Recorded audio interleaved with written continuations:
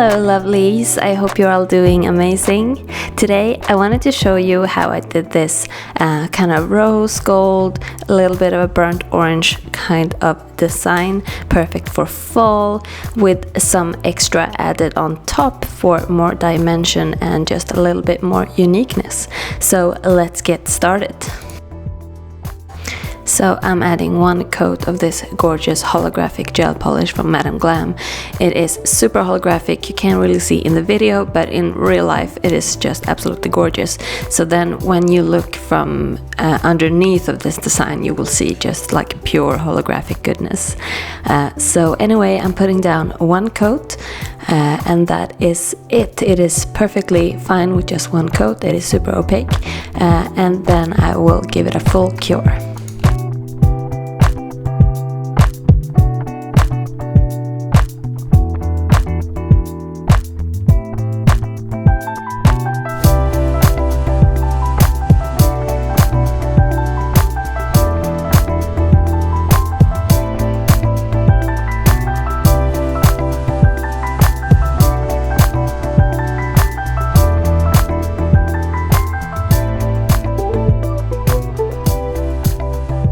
After that has been cured, I'm going to attach some loose glitter. So I'm putting down this crystal clear builder gel. It has quite a high viscosity, so it doesn't run anywhere, so I can do all the nails at once. So I'm just putting on a thin layer covering the whole surface of this nail. And also a little side note, if this was on a real person, I would first have obviously prep the nails and apply a clear gel layer at the bottom before applying the gel polish, just for proper adhesion and stuff like that. Anyway, now this is not cured and I'm going to add all of these glitters. There are some illusion glitters and mylars, meaning that some of them are color shifting, some are iridescent, and some are just plain metallic gorgeousness. So I'm putting down all of them at once, starting with the mylar, which is iridescent, and then I'm just going to place them around the nail or on top of the nail until I am happy. And I will try to find like a good flow between the metallics and the illusion ones, checking from different angles. You can see me moving the fingers around. That's just to make sure that the reflections look good from every angle and that everything is covered the way I want it. And I will just continue to do this on all of the nails, and then when I'm happy, I'm going to give them a full cure.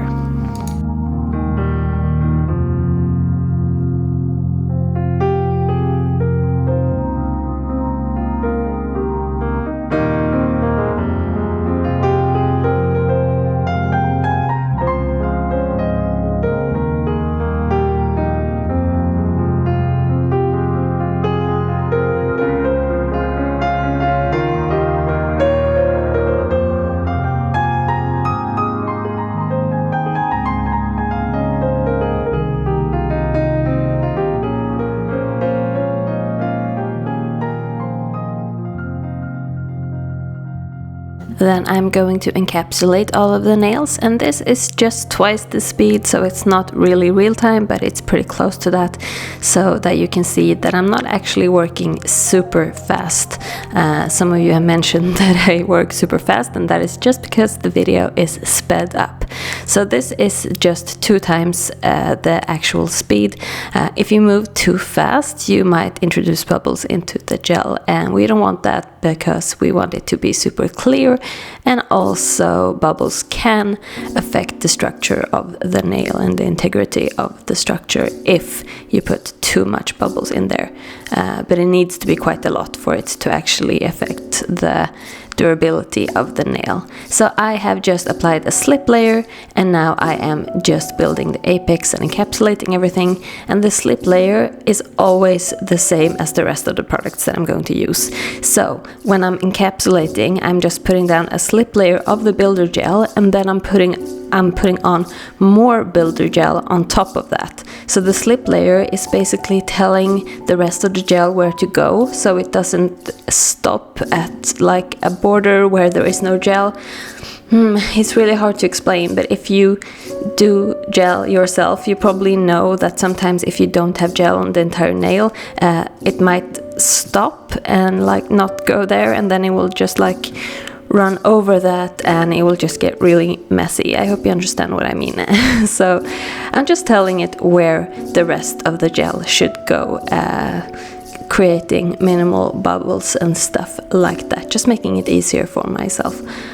So yeah, I'm flash curing in between each nail just to make sure that everything stays in place. Again, if this was on a real person, I would first do one nail and then she would put the hand in the lamp and I would do the other nail. But because this is just one hand, I'm just flash curing in between each nail.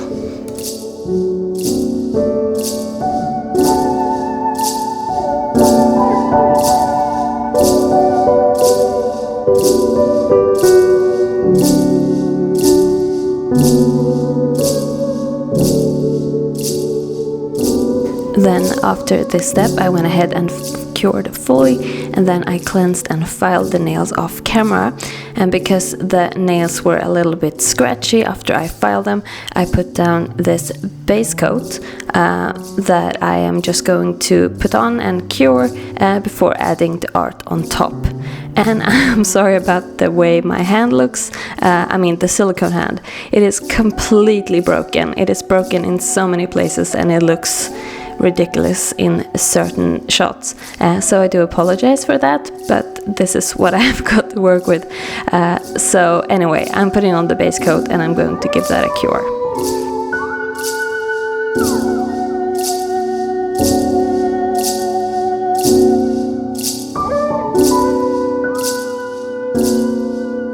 After the base coat has been cured, I am putting down a little bit of that base coat and also some white gel paint.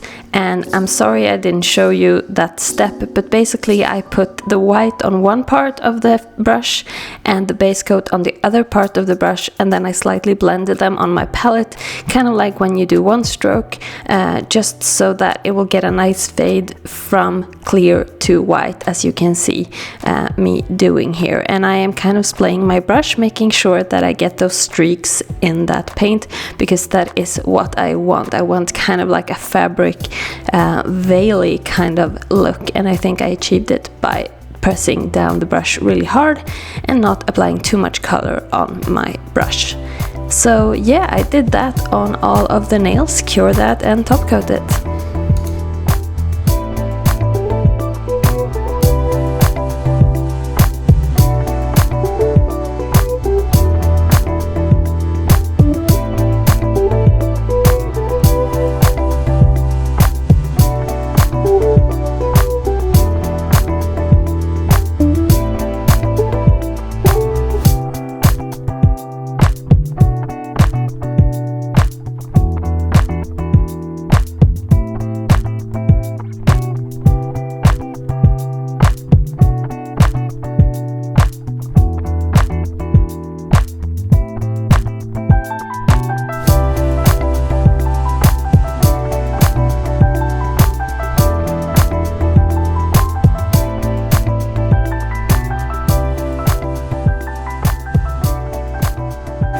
And this is the finished design.